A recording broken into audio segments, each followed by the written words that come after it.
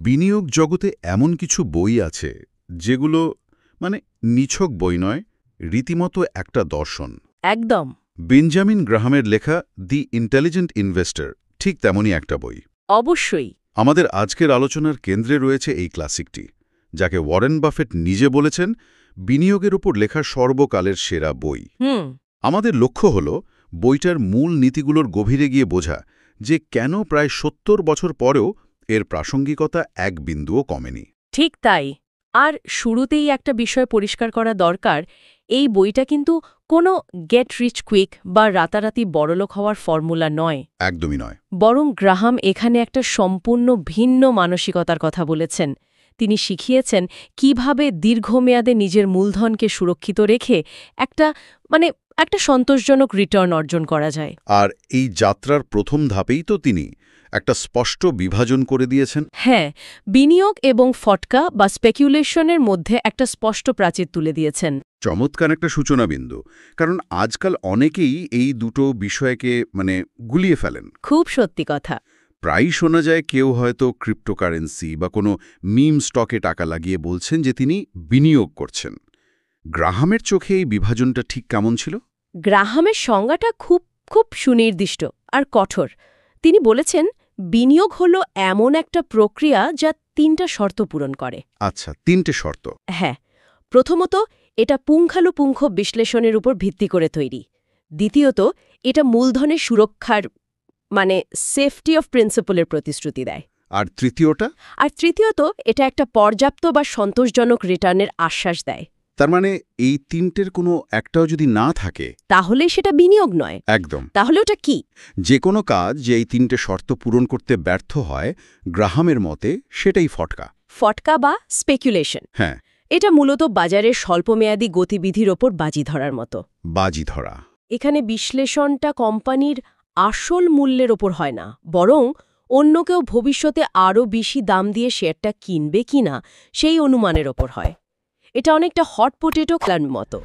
বাহ, দারুণ উদাহরণ। মূল লক্ষ্য হল মিউজিক বন্ধ হওয়ার আগেই অন্য কারো হাতে আলুটা ধরিয়ে দেওয়া। খুব পরিষ্কার একটা ছবি ফুটে উঠল। তাহলে বিনিয়োগের যে দ্বিতীয় শর্তটা বললেন, অর্থাৎ মূলধনের সুরক্ষা, এটাই তো সবচেয়ে গুরুত্বপূর্ণ মনে হচ্ছে। অবশ্যই। এই সুরক্ষা নিশ্চিত করার জন্য গ্রাহামের প্রধান অস্ত্রটা কী ছিল? এখানেই বোধহয় মার্জিন অফ সেফটির ধারণাটা আসে। আপনি একেবারে মূলে পৌঁছে গেছেন। মার্জিন অফ সেফটি গ্রাহামের দর্শনের ভিত্তিস্তম্ভ। এর মানেটা কি, সহজ করে বললে? এর সহজ অর্থ হল কোনো একটা কোম্পানির শেয়ার তার আসল অন্তর্নিহিত মূল্যের থেকে অনেক কম দামে কেনা। ইন্ট্রিনসিক ভ্যালু থেকে কম দামে। হ্যাঁ, এই অন্তর্নিহিত মূল্য হলো একটা কোম্পানির ব্যবসার আসল মূল্য, যা তার সম্পদ, আয় আর ভবিষ্যতের সম্ভাবনার ওপর নির্ভর করে, শেয়ার বাজারের দৈনিক ওঠানামার উপর নয়। অনেকটা কোনো দামি জিনিস বিশাল ছাড়ে কেনার মতো। ধরুন একটা নতুন গাড়ির বাজার দর ১০ লাখ টাকা। কিন্তু কোনো ডিলার বিশেষ প্রয়োজনে গাড়িটা আমাকে ৭ লাখে দিতে রাজি হলো। তাহলে ওই ৩ লাখ টাকাই কি আমার মার্জিন অফ সেফটি? আপনার উদাহরণটা একেবারে নিখুঁত। ওই ৩ লাখ টাকাই আপনার রক্ষা কবচ। আচ্ছা। যদি গাড়িটার ইঞ্জিনে ছোটখাটো কোনো সমস্যাও থাকে যা আপনি কেনার সময় খেয়াল করেননি, বা কেনার পরেই যদি গাড়ির বাজারে মন্দা আসে, তাহলে এই ছাড়টুকু বাঁচিয়ে দেবে। ঠিক তাই। এই ছাড়টুকু বড় ধরনের ক্ষতি থেকে আপনাকে বাঁচিয়ে দেবে। বিনিয়োগের ক্ষেত্রেও একই ব্যাপার। এই মার্জিনটা দুর্ভাগ্য, নিজের গণনার ভুল বা অপ্রত্যাশিত অর্থনৈতিক সংকটের বিরুদ্ধে একটা বাফার হিসেবে কাজ করে। তার মানে মার্জিন যত বড়, ঝুঁকি তত কম? একদম।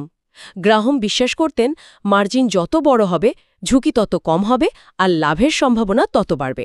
কিন্তু একটা প্রশ্ন মাথায় আসছে, কোনো শেয়ারের দাম যে তার আসল মূল্যের চেয়ে কম, সেটা বুঝব কিভাবে? আর বাজারই বা কেন এত সস্তায় ভালো জিনিস বিক্রি করবে? খুব ভালো একটা প্রশ্ন। এখানে গ্রাহামের দ্বিতীয় বিখ্যাত ধারণাটি আসে, মিস্টার মার্কেট। হ্যাঁ, মিস্টার মার্কেট। বাজার কেন এমন সুযোগ তৈরি করে দেয় তা বোঝানোর জন্য গ্রাহাম শেয়ার বাজারকে একটা কাল্পনিক চরিত্রের মাধ্যমে তুলে ধরেছেন।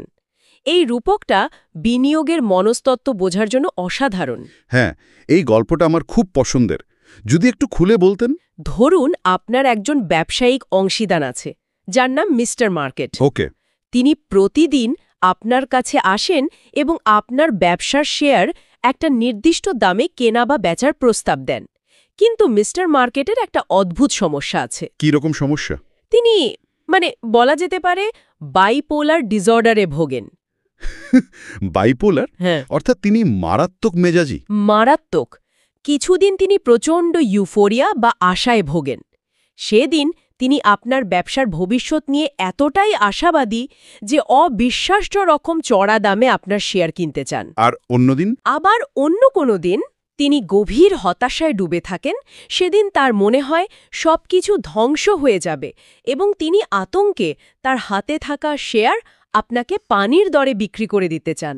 তাহলে বুদ্ধিমান বিনিয়োগকারীর কাজ কি হবে? মিস্টার মার্কেটের এই মুড সুইংয়ের সাথে কিভাবে মানিয়ে চলতে হবে? বুদ্ধিমান বিনিয়োগকারীর কাজ হল মিস্টার মার্কেটের দ্বারা প্রভাবিত না হয়ে তার এই মানসিক সমস্যার সুযোগ নেয়া। সুযোগ নেওয়া? গ্রাহাম বলেছেন, মিস্টার মার্কেট আপনার চাকর, আপনার গুরু নন। আপনি তার অযৌক্তিক প্রস্তাবগুলো উপেক্ষা করার সম্পূর্ণ স্বাধীনতা রাখেন। তার মানে যখন তিনি হতাশ হয়ে সস্তায় শেয়ার বিক্রি করছেন তখন কিনে নেওয়া? ঠিক। আর যখন তিনি অতিরিক্ত আশাবাদী হয়ে অবাস্তব চড়া দাম দিতে চাইছেন তখন তার কাছে বিক্রি করে দেওয়া। মূল কথা হলো তার আবেগের স্রোতে গা ভাসানো চলবে না। একদম। আজকের দিনে এই ধারণাটা আরও বেশি প্রাসঙ্গিক মনে হয়, কারণ এখন তো শুধু দৈনিক খবর নয়, প্রতি মুহূর্তে social media, TV channel, news অ্যাপের মাধ্যমে মিস্টার মার্কেট আমাদের উপর চিৎকার করছেন। ঠিক। এই সার্বক্ষণিক কোলাহলের মধ্যে মাথা ঠান্ডা রাখা তো আরও কঠিন। আপনি একদম ঠিক পয়েন্টটা ধরেছেন। গ্রাহামের রূপকটা শুধু বাজারের আবেগকেই তুলে ধরে না, এটা আসলে আমাদের নিজেদের মস্তিষ্কের ভেতরের লড়াইটাকেও দেখায়। ভেতরের লড়াই? হ্যাঁ, মনোবিজ্ঞানে যাকে বলা হয় সিস্টেম 1 আর সিস্টেম 2, মানে দ্রুত আবেগপ্রবণ চিন্তা আর ধীর যৌক্তিক বিশ্লেষণ। আচ্ছা। মিস্টার মার্কেট হলেন আমাদের ভেতরের সিস্টেম 1-এর প্রতিচ্ছবি। গ্রাহাম আসলে আমাদের যৌক্তিক সিস্টেমকে ব্যবহার করে বাজারের আবেগপ্রবণ সিস্টেমের ভুলগুলোর সুযোগ নিতে বলছেন। আর এটা সত্যি যে আজকের ডিজিটাল যুগে মিস্টার মার্কেটের কণ্ঠস্বর আগের চেয়ে অনেক জোরালো। কিন্তু সবাই তো আর সমানভাবে এই মানসিক চাপ নিতে পারে না, বা সবার পক্ষে সারাদিন বসে কোম্পানির ব্যালেন্স শিট বিশ্লেষণ করাও সম্ভব নয়। গ্রাহাম কি এই বাস্তবতার কথা ভেবেছিলেন? অবশ্যই। আর সেই জন্যই তিনি বিনিয়োগকারীদের দুটি প্রধান ভাগে ভাগ করেছেন। আচ্ছা। কারণ তিনি জানতেন সফল বিনিয়োগের জন্য সবার আগে নিজেকে চেনা দরকার। নিজের সময়, দক্ষতা এবং মানসিকতার সম্পর্কে সৎ থাকাটা জরুরি। সেই ভাগগুলো কি আর তাদের জন্য পথটাও কি ভিন্ন? প্রথম প্রকার হলেন ডিফেন্সিভ বা রক্ষণাত্মক বিনিয়োগকারী, প্যাসিভ ইনভেস্টর। Defensive investor? হ্যাঁ, এরা হলেন সেই সব মানুষ, হতে পারে একজন ডাক্তার, ইঞ্জিনিয়ার বা শিক্ষক, যারা নিজেদের পেশায় অত্যন্ত সফল কিন্তু বিনিয়োগের জন্য খুব বেশি সময় বা মানসিক শক্তি ব্যয় করতে চান না। তাদের মূল লক্ষ্যটা কি? তাদের মূল লক্ষ্য হল বড় ধরনের আর্থিক ক্ষতি এড়ানো এবং তুলনামূলকভাবে কম পরিশ্রমে একটা স্থিতিশীল রিটার্ন পাওয়া। তাদের জন্য গ্রাহামের নির্দিষ্ট পরামর্শ কি ছিল? তাদের জন্য গ্রাহামের পথটা ছিল বেশ সরল এবং সুশৃঙ্খল। তিনি কয়েকটা নিয়ম মানতে বলতেন, যেমন যথেষ্ট ডাইভার্সিফিকেশন, মানে বৈচিত্র্য। হ্যাঁ, অর্থাৎ শুধুমাত্র কয়েকটা স্টকে সব টাকা না রেখে বেশ কয়েকটা বড়, আর্থিকভাবে শক্তিশালী আর লাভজনক কোম্পানির স্টকে বিনিয়োগ করা। আর দ্বিতীয়ত, একটা ভারসাম্যপূর্ণ পোর্টফোলিও তৈরি করা, যেখানে স্টক এবং উচ্চ মানের বন্ড দুই থাকবে। আর তৃতীয়ত, ডলার কস্ট অ্যাভারেজিংয়ের মতো কৌশল অনুসরণ করা। ডলার কস্ট অ্যাভারেজিং, এই বিষয়টা যদি একটু সহজ করে বুঝিয়ে দেন। এর মানে হল, বাজারের অবস্থা যাই হোক না কেন, একটা নির্দিষ্ট পরিমাণ অর্থ নিয়মিতভাবে, ধরুন প্রতি মাসে বিনিয়োগ করে যাওয়া। যখন বাজার চড়া থাকে তখন আপনার নির্দিষ্ট টাকায় কম শেয়ার কেনা হয়, আর যখন বাজার পড়ে যায় তখন ওই একই টাকায় আপনি বেশি শেয়ার কিনতে পারেন। তাতে লাভটা কি হয়? দীর্ঘমেয়াদে এটা আপনার শেয়ার কেনার গড় খরচ কমিয়ে দেয় এবং বাজারের সঠিক সময় অনুমান করার চেষ্টা করার মানসিক চাপ থেকে মুক্তি দেয়। বেশ, তাহলে দ্বিতীয় প্রকার বিনিয়োগকারী কারা? দ্বিতীয় প্রকার হলেন এন্টারপ্রাইজিং বা সক্রিয় বিনিয়োগকারী, মানে অ্যাক্টিভ ইনভেস্টর। অ্যাক্টিভ ইনভেস্টর, আর্থিক গোয়েন্দা। হ্যাঁ, তাদের কি ধরনের রহস্য সমাধান করতে হয়? তাদের এমন সব অবমূল্যায়িত স্টক খুঁজে বের করতে হয় যা সাধারণ বিনিয়োগকারী বা বাজার উপেক্ষা করে গেছে। মানে হিডেন জেম খুঁজে বের করার মতো? অনেকটা তাই। এর জন্য তাদের কোম্পানির আর্থিক প্রতিবেদন পুঙ্খানুপুঙ্খভাবে বিশ্লেষণ করতে হয়। তারা হয়তো এমন একটা ছোট কোম্পানি খুঁজে বের করল যার ব্যালেন্স শিটে প্রচুর নগদ টাকা আছে, কিন্তু বাজারে তার ব্র্যান্ড পরিচিতি কম বলে শেয়ারের দাম কম। অথবা এমন কোনো কোম্পানি যা সাময়িক কোনো সমস্যার কারণে বাজারের বিরাগভাজন হয়েছে, কিন্তু তার দীর্ঘমেয়াদী ব্যবসায়িক ভিত্তি খুব মজবুত। এই কাজটার জন্য গভীর জ্ঞান আর ধৈর্য দুটোই প্রয়োজন। তাহলে পোর্টফোলিওর গঠন নিয়ে গ্রাহামের ভাবনাটা কী ছিল? বিশেষ করে রক্ষণাত্মক বিনিয়োগকারীদের জন্য তিনি যে স্টক আর বন্ডের ভারসাম্যের কথা বললেন, তার কোনো নির্দিষ্ট অনুপাত ছিল কি? হ্যাঁ, তিনি একটা সাধারণ নিয়ম বাতলে দিয়েছিলেন, যা আজও খুব জনপ্রিয়।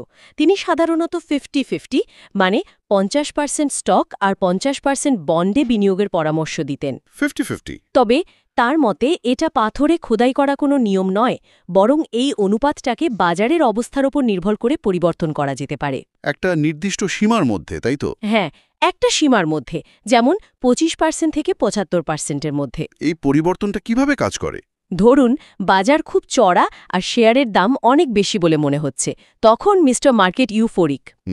বুদ্ধিমান রক্ষণাত্মক বিনিয়োগকারী তখন ঝুঁকি কমানোর জন্য নিজের পোর্টফোলিওকে রিব্যালেন্স করবেন। হয়তো স্টকের পরিমাণ কমিয়ে 25% আর বন্ডের পরিমাণ বাড়িয়ে 75% করবেন। এতে তিনি অজান্তেই চড়া বাজারে কিছু লাভ তুলে নিলেন। ঠিক। আবার উল্টো দিকে বাজার যখন পতনের ফলে খুব সস্তা, তখন তিনি বন্ড বিক্রি করে স্টকের পরিমাণ বাড়াতে পারেন। এই প্রক্রিয়াটা তাকে স্বয়ংক্রিয়ভাবে সস্তায় কেনো, দামি হলে বেচো নীতিটি অনুসরণ করতে সাহায্য করে। যা আবেগের বশে করা খুব কঠিন। একদম। তার মানে পুরো ব্যাপারটাই একটা সুশৃঙ্খল পদ্ধতির উপর নির্ভরশীল। বইয়ের নাম দি ইন্টেলিজেন্ট ইনভেস্টর হলেও গ্রাহাম আসলে আইকিউ বা বুদ্ধিমত্তার চেয়ে মানসিকতার উপর অনেক বেশি জোর দিয়েছেন বলে মনে হচ্ছে। আপনি একেবারে মোক্ষম কথাটি বলেছেন। গ্রাহাম তার বইতে বারবার বলেছেন যে একজন বিনিয়োগকারীর মেজাজ বা মানসিকতা, মানে টেম্পারামেন্ট, তার বিশ্লেষণাত্মক দক্ষতার চেয়েও অনেক বেশি গুরুত্বপূর্ণ। ইন্টেলেক্টের চেয়েও বেশি? অনেক বেশি। আপনি যত বড় অ্যাকাউন্টিং বিশেষজ্ঞই হন না কেন, যদি আপনার মধ্যে সঠিক মানসিকতা না থাকে, তাহলে বাজারে সফল হওয়া প্রায় অসম্ভব। এই সঠিক মানসিকতা বলতে তিনি ঠিক কি বুঝিয়েছেন? কয়েকটি গুণের কথা তিনি বলেছেন। প্রথমত ধৈর্য। বিনিয়োগ হল গাছের চারা লাগানোর মতো, ফল দিতে সময় নেয়। প্রতিদিন গাছের গোড়া খুঁড়ে দেখলে যেমন গাছটা মরে যাবে, তেমনি প্রতিদিন শেয়ারের দাম দেখলে ধৈর্যচ্যুতি ঘটবে। দ্বিতীয়ত শৃঙ্খলা।